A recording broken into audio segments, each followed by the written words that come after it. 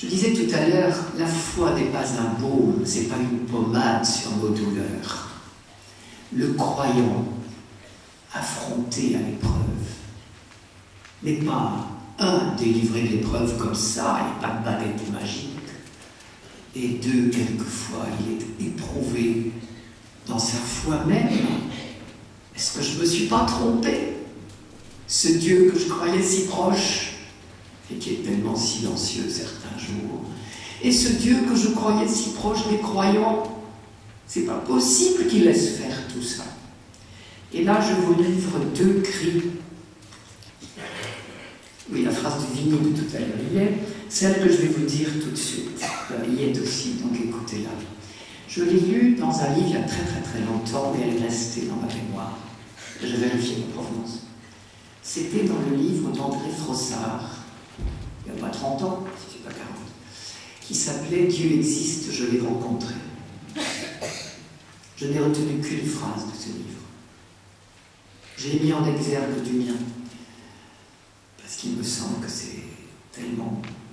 Moi, je n'ai pas le droit de parler, je n'ai pas été très éprouvé, j'ai rien à dire. Mais d'autres le sont tellement cruellement. Frossard a perdu, coup sur coup, 2 fils.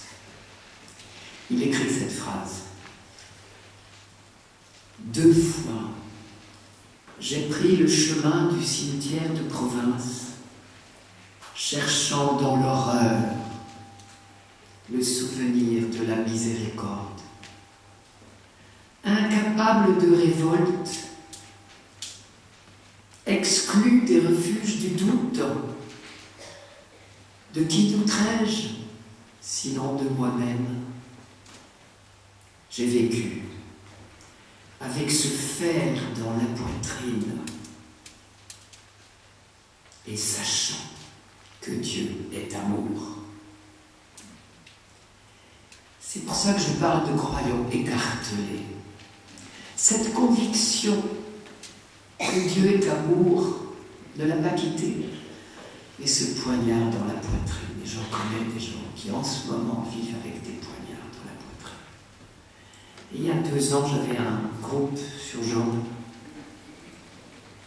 Il y avait un monsieur, on m'avait prévenu en début d'année, un papa.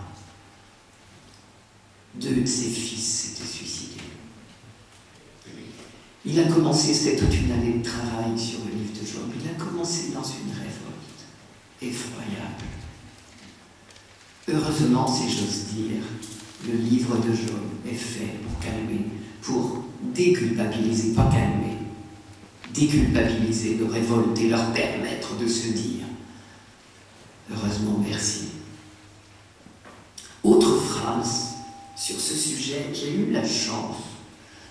J'ai vu une fois dans ma vie l'abbé Pierre. J'étais à une émission de télé sur un plateau.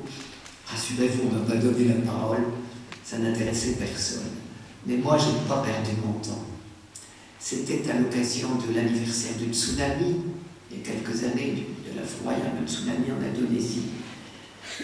KTO avait organisé un plateau, toute une... de midi à minuit, de 2 heures en 2 heures, des groupes se succédaient. Je faisais partie donc d'une série de gens, on appelle ça un plateau intime. Sur ce plateau, il y avait l'abbé Pierre, et quelqu'un avait cru bon d'inviter une bibliste, mais rassurez-vous, ça m'intéressait personne. Mais l'abbé Pierre m'a impressionné. C'était à l'époque un vieillard, tout à fait recroquevillé dans son fauteuil roulant. On lui avait mis un micro entre les mains, mais il avait l'air complètement loin, tout recroquevillé, tout blanc. Puis à un moment, on lui a donné la parole. Et à ce moment-là, un geyser est sorti. Un geyser. Ah, une violence que je ne peux pas rendre. On ne peut pas accuser l'abbé Pierre d'être resté insensible à la souffrance des autres. C'était poignant, et c'est pour ça que je vous livre son témoignage, c'était le croyant écartelé. Il a hurlé « Je suis en révolte !»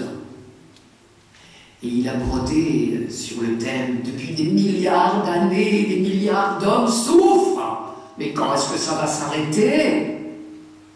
Ça ne suffit pas. Je suis en révolte. Mais j'aime Dieu. Et mon amour est plus grand que ma révolte. Je crois que c'est ça le croyant. Il a osé dire sa révolte, mais il aime Dieu. Et il continuera à pleurer vers Dieu, comme disait Job, cette phrase que je vous ai citée tout à l'heure. C'est vers Dieu que pleurent mes yeux. Mais l'abbé Pierre, qui est un grand croyant, a pu être en révolte. Mais c'est peut-être dans cette révolte, doublée de son amour pour Dieu, vous le mettrez dans l'ordre que vous voudrez, qu'il a puisé la force de faire tout ce qu'il a fait, et que d'autres continuent après lui parce qu'ils l'ont vu faire. Donc la révolte, c'est peut-être pas si mal après tout. Ça donne des ailes à certains.